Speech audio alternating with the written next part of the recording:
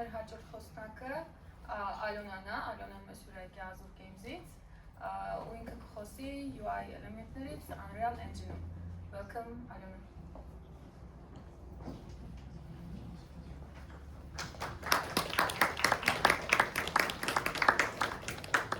Bye, Luis. Здравствуйте. Hi, hello.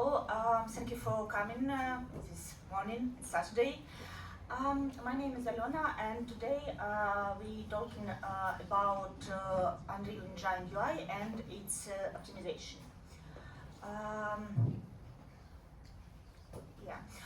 So now I'm working at Azure Games as Unreal Engine developer on mobile project. So optimization is very important for us. Hope can share something interesting for you. At the end of the presentation will be QR code with some links to articles and documentation and so on. So there are three main ideas I would like to share today. Like it's kinda easy. We just should do good thing, shouldn't do bad thing, and that's all. Thank you. Have you questions? Okay, it was a joke. It's not so simple, but kind of. First thing I would like to share is documentation. Unreal Engine documentation has several really good articles about UI at all and about its optimization. I recommend to start from UMG best practices, and they are really good optimizing user interface series, and widget reflection tool overview, and I return to it later. Next thing is Unreal Garden. It's a blog from Ben UI. It's really amazing person who share many knowledge about UI at Unreal. And there are many deep specific articles, there are many more general articles, and I recommend to start from Unreal UI best practices and Unreal UIs and performance.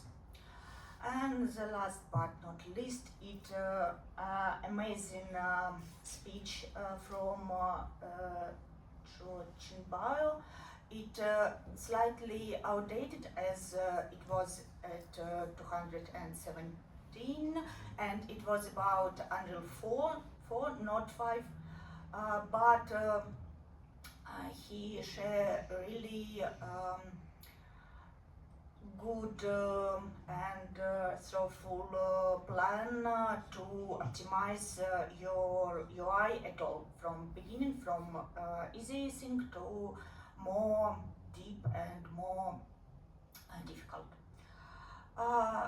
So I just summarize some points from previous information. It's easy, it's obvious, but I still sometimes see this mistake in UI in any project. So firstly, canvas panel. It's very powerful, but it's heavy. So if you don't need exactly position for your widget, I recommend to use any other container, maybe vertical or horizontal box, maybe overlay, any of them. Like canvas panel is most expensive of. Then size box inside scale box, and scale box inside size box. It's a bad idea because size box try to fit scale box and scale box try to fit size box, so they just resize each other, and it not that bad, but better don't do it if you can. Then naming in Unreal sometimes mysterious. And when I think, oh, I don't need that widget right now, I would like to hide it. So I set visibility to hidden. Yeah. No, because hidden widgets still have them place in layout. So it's invisible, but it's still rendering. So it's better to collapse widgets. It's very simple, but still. And last thing, it's about adding and removing widgets. It's destroy and building. So if you need something that should be shown often, like additional menu or maybe pop-up windows or something, it's better to collapse and show them. And frames. Ticks is very important thing, and it's very easy to make a little mistake that impact on your game very impact on your game. Yeah. So the first idea is binding attributes. I love the idea. It's very easy. You just have a text box in your widgets, and you have a parameter you would like to change, and you just bind, and then they just changing, and you do nothing. Yes, but actually binded attributes just pull the value every frame. So in mostly cases you don't need to update your text box or something every frame, and it's better to just use event driving or something.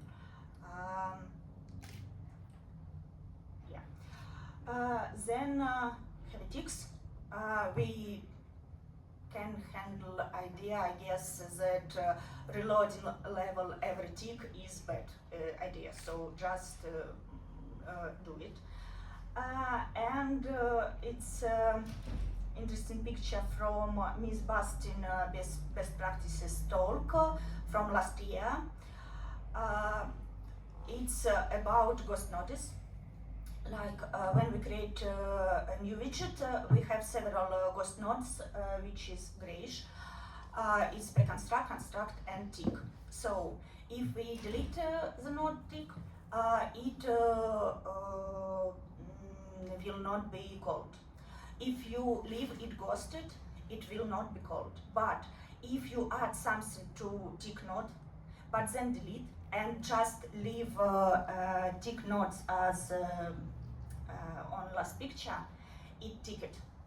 It not a big influence, but it's still ticket. So if we want to start out optimization, it's good point to start to check your ticks in your widgets. So it was simple, I hope, and we going just a little deeper. Firstly, invalidation. We can use invalidation box for several widgets, and we can use global invalidation for our widgets. It's concept that can do less rendering when we don't need it.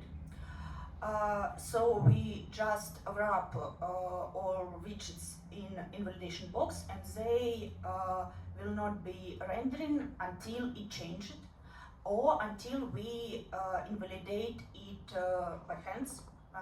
So it's I recommend to use it. Okay. And next point about more architecture, I think more planning. UI is just for showing. We have model view patterns like model view controller, model view model, or something else. And we have event driving concept as well. So it's not very important which of them you prefer to use, but it's just the idea. UI is just for sharing something. We don't do any actions inside UI. So if user hit any button, we just or UI just should say, hey, the user hit the button, and just it. So maybe any component, any subsystem, whatever handle that message and do actions and do something, but UI itself shouldn't do actions if it isn't UI actions. So patterns, schmatters and something. If you not into patterns, programming patterns already, I proudly recommend a game programming patterns book by Robert Nystrom. He do amazing job to rethink standard programming patterns and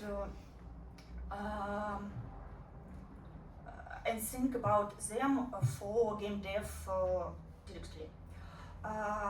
So I recommend to start from update loop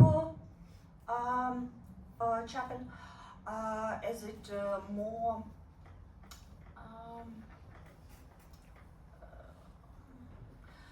as we can use it in UI sync directly, I guess. And there are Russian translation from Bombara books, and I was science editor for that edition, so I hope it wasn't bad. Okay, so we talked about obvious simple things we can do right now while developing. Then we mention more difficult concept and theory and patterns and that all. And what if we had a project and the project has some issues? There are several tools we can use to dig inside and to know where we starting. First one is widget reflector. It a tool inside Unreal Engine editor, and it has not obvious way to start, but it has a really good idea inside. Like we can start our game, start widget reflector. We can in runtime choose any widget we can see on a screen, and then if we pick it, and then we had a full hierarchy of widgets and all their states and all the current parameters.